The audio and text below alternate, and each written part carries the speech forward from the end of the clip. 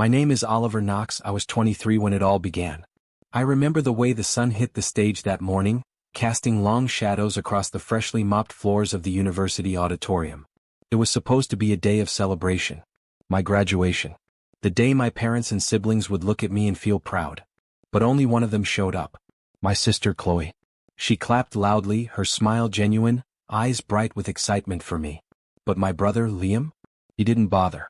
He was across the country at a party for her. A party, mind you, that wasn't even for anything big, just a casual get-together to celebrate her new beginnings. But for me? A milestone I'd worked my ass off for? Nothing. It stung more than I cared to admit. I mean, we'd always been close. Or so I thought. I stood at the podium that day, a piece of paper in my hand, my head spinning from the quiet loneliness. I couldn't look at Chloe anymore. I couldn't focus on the speeches. I only wanted to leave. To get out of there and disappear into the background. And that's when I made the decision. The one that changed everything. I went no contact. No calls, no texts, no visits.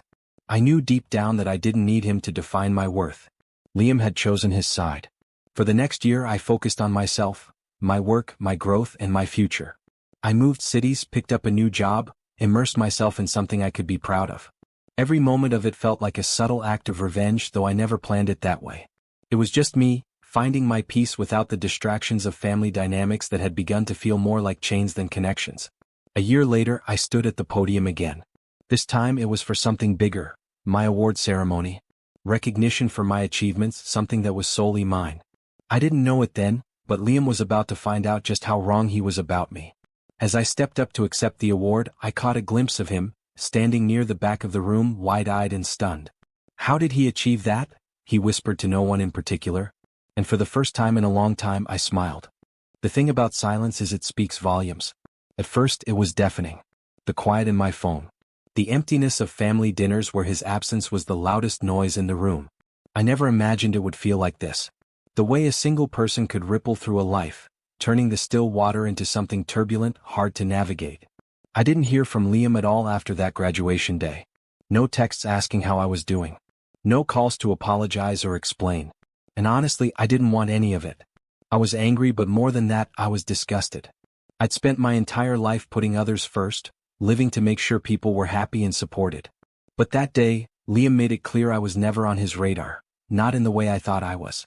So I focused on what I could control. I took long walks along the river, breathing in the chill air as I mulled over everything. I threw myself into my work with a sort of quiet vengeance. The days blurred into nights, and the ache of the betrayal began to fade, replaced with a strange kind of peace. The weight of needing his approval lifted, and in its place was an urge to prove that I didn't need anyone. Not him, not anyone. It was during those months that I realized something. I wasn't just healing. I was evolving. I wasn't the young man who needed validation anymore. I was becoming someone who could walk into a room without apologizing for his existence, without trying to make people comfortable. I started to value myself first and foremost. Liam, in his absence, had given me something I hadn't realized I'd needed: space. Room to grow without the constant noise of comparison, without the ever-present shadow of his disapproval. I'd become my own person. There were nights, though, when I thought about him, wondered if he regretted it. And sometimes I'd find myself drafting a message, one full of all the things I wanted to say. The things I never would. But I always deleted it. No, I wasn't going to let him back in. Not unless it was on my terms. And so life went on. Quiet, steady, and without him. Beep. Oliver. It's Liam. His voice was strained, like he was holding something back, or maybe trying too hard to sound casual. I've been thinking a lot about you, about everything. I know it's been a while, and I know you probably don't want to hear from me, but I need to say this. I messed up, man. I was selfish. I hurt you, and I've spent every day kicking myself for it. Pause. I don't expect forgiveness. I don't know if that's even possible anymore. I just want you to know I've been trying to be better. I miss you, bro. Beep. I listened to the voicemail in the dark of my apartment, the faint hum of the city below me. His words hit differently than I expected. I thought I'd be angry. I thought I'd want to shout at the phone. Instead, I sat there, my fingers gripping the edge of the table, trying to process the weight of those 3 words. I miss you. I had heard it all before, and that's the thing, his apologies always came too late. But this time something was different. I could hear the vulnerability in his voice. Maybe he really did regret it. Or maybe it was just guilt talking, but that didn't matter. Not anymore. I stared at the phone screen, debating whether or not to call back. But I didn't. I couldn't. Instead, I deleted the voicemail. And then, for the first time in over a year, I went out. I left the apartment, walked around the city until my feet ached. The city had become my sanctuary, and in that silence, I could hear my own thoughts more clearly than ever. No, I wasn't ready to let him back in. Not yet. A year had passed. The silence was still loud in my life, but I'd grown used to it. I'd adapted. Then, out of nowhere, it happened. It wasn't a phone call this time. Not a text or a voicemail. No. It came in the form of an email, a legal document I didn't expect to ever see. Liam had decided to contest the will. Our father's will. I hadn't even known our father was in poor health. We hadn't been close in the years leading up to his passing. But there it was, a legal dispute over my father's inheritance. Something that, as it turned out, had far more value than I ever imagined. And Liam was trying to claim it all. I knew deep down that this wasn't just about money. It was about power. Control. The same things that had driven our relationship into the ground. His arrogance. His belief that he was entitled to everything just because he was the oldest, just because he thought the world owed him something. The courtroom felt like a cold, indifferent space. The wood paneling, the distant clattering of keys, the smell of stale coffee hanging in the air. I stood there listening to the lawyers argue. Liam's lawyer presented a well-rehearsed case, citing clauses, loopholes, and letters I'd never even seen. It was a game of manipulation, of weaving words in a way that made his claim seem plausible. But the more they spoke, the more I realized what he was doing. This wasn't about a house or an estate. This was about proving he could still control me, still break me down just like before. He had to win. He had to be the one who was right. But I'd changed. I wasn't the same person who needed his approval, his validation, his love. In that courtroom I stood tall. My lawyer presented facts, not emotion. There were no wild stories, no dramatic pleas. Just the truth. The truth Liam couldn't manipulate. In the end, it wasn't the estate that mattered. It was the simple, unspoken understanding that he would never, ever win with me again. When the judge gave her ruling, I could feel his eyes on me. He wasn't just angry, he was devastated.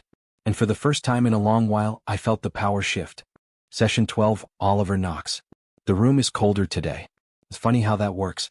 1 minute, the air feels warm like it's wrapping around you.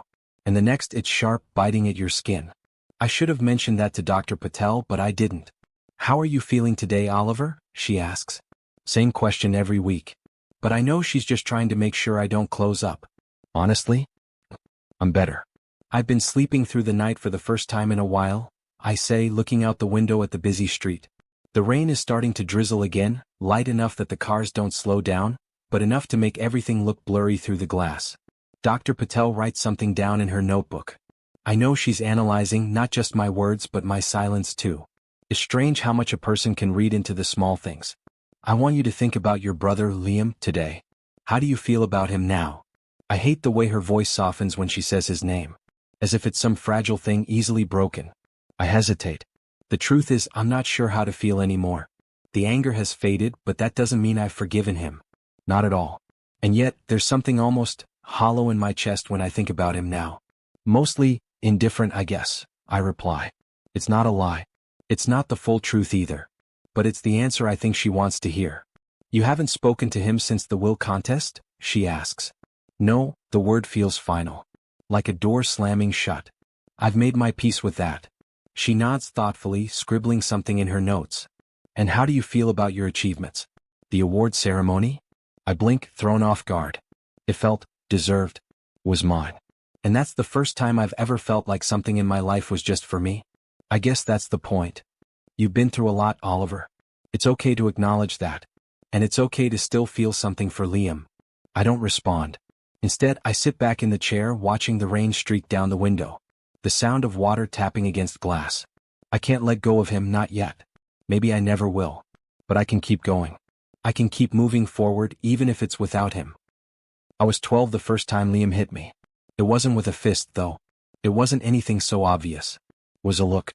A cold, hard look that sliced through me like a knife. I don't even remember what I said, but I can still feel the weight of that moment. The sting of realizing I was just a pawn to him. There's a fragment of that memory that plays on a loop in my mind, and it never stops haunting me. We were in the kitchen, our mother's back turned as she hummed along to some old song on the radio. It was the middle of the afternoon, the sun slanting in through the window, but everything felt dark in that moment. The way he stood by the fridge, arms crossed, looking at me like I was less than nothing. I had been trying to impress him back then, trying to get him to notice me, to like me. I was just a kid, hungry for approval. But it was always a game for him. And I was never meant to win. "Stop being such a baby, Oliver," Liam had said, his voice low, mocking. "You're embarrassing yourself." I didn't cry though. I never did. I just nodded like I always did and walked away. But I was already starting to feel the weight of it, the realization that no matter how hard I tried, I'd never be enough for him. The thing is, I didn't even know how much it hurt until I was older. Until I could look back at that moment and see what had been happening all along. It was never about love or family. It was always about control. I used to think the betrayal was just about the graduation day.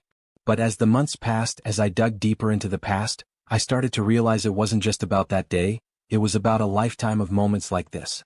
Every look, every word that left his mouth, every time he made me feel small, was part of the same pattern. And I had let it go on for years, because I didn't know any other way to exist. But I wasn't that kid anymore. The fragments of those memories were still there, tucked away, but they didn't define me. Not anymore. It's funny how time distorts things. It takes moments, sharp and clear in the moment, and blurs them until they no longer feel like they happened at all. But today I'm looking back, tracing the steps. My steps, Liam's steps, and I can't help but see how everything led to this. How each decision was just a piece of the puzzle. It wasn't always this way. Once, there was a time when Liam and I were inseparable, before he became someone I didn't recognize. Before he was the person who'd turn his back on me when I needed him most. But that was years ago, before everything changed. Before graduation there was the trip to the lake house. It was my 19th birthday and Liam, fresh out of college, came home with grand plans. He'd rented a cabin by the water. He insisted it was going to be a weekend of bro bonding, just like old times. I remember how excited I was. How I had spent days thinking about the long talks we'd have by the fire, the inside jokes we'd rekindle, the times when we used to be the best of friends. But that weekend ended in silence. He spent most of it on his phone, distracted, laughing with someone I didn't know. I watched him from the porch, the fire dying out in front of me, feeling more isolated with every passing minute. When I confronted him about it, when I asked if he even remembered why we were there, he just shrugged. "Chill out, Oliver," he'd said. "You're being dramatic." And then there was the business venture. When I was 21, I was barely making ends meet, and Liam, who had always been the golden child, offered me a chance to work with him on a project. I should have seen it coming, but I was naive, hoping for a break. Hoping for a chance to prove myself. Instead, he used it as leverage. The deal turned out to be a trap, one that left me in debt, scrambling to pick up the pieces while he walked away scot-free. Every step back, every failure felt like it led to that day. The graduation.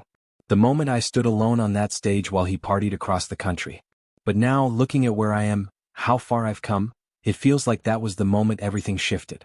The moment I let go of who I was supposed to be and started becoming the person I needed to be. And I wouldn't trade it for anything. There's a story my mother used to tell me when I was a child.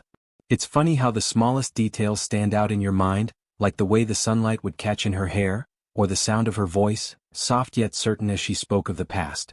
It was a story about a man who lost everything but in the process, found something far greater. It always felt like one of those old legends, the kind meant to teach a lesson, but I never quite understood it until now. The man in her version was a king, powerful, respected, and loved. But greed took root in his heart. He betrayed those closest to him, stepping over them to protect his kingdom. In the end, he lost everything. His kingdom, his people, and even his family. But the lesson was that by losing everything, he discovered who he truly was. And in that discovery, he found peace. I used to roll my eyes at it. It always felt like one of those morality tales designed to make children learn humility. But now I can't shake the feeling that it's more than just a story. Liam and I, we were never kings or royalty. But the parallels are hard to ignore. He wanted everything, the admiration, the power, the validation, but in doing so he lost me. And I was the one who found peace. As I stood in front of him at the award ceremony, watching his face twist with disbelief, I realized that this was the moment I had been waiting for. Not for the recognition, not for the validation of others, but for the chance to reclaim myself. To prove that my worth was never tied to his expectations, to the lies he had built between us.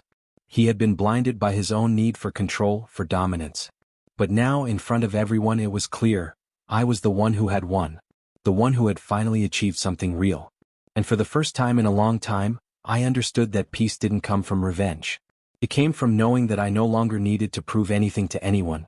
Liam stood frozen as the crowd's applause rang in my ears, the moment stretching on like a beautiful, quiet ending to a story that had taken years to unfold.